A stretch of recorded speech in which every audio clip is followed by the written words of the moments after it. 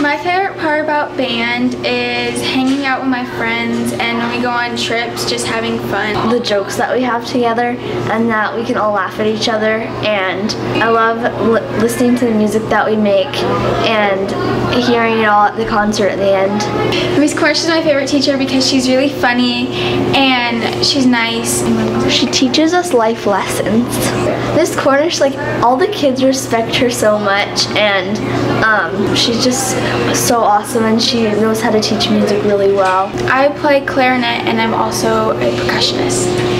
I play a lot of different percussion instruments, mostly keyboard instruments like the marimba. My favorite instrument to play is the marimba because it's really cool and it's like wooden and it has a really deep sound.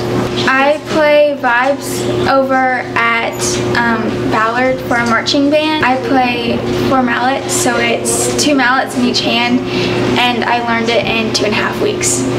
Sitting in the band room and listening to everyone play and the music and the way they progress throughout the years from 6th to 8th grade, it's just fun to watch them and how they grow.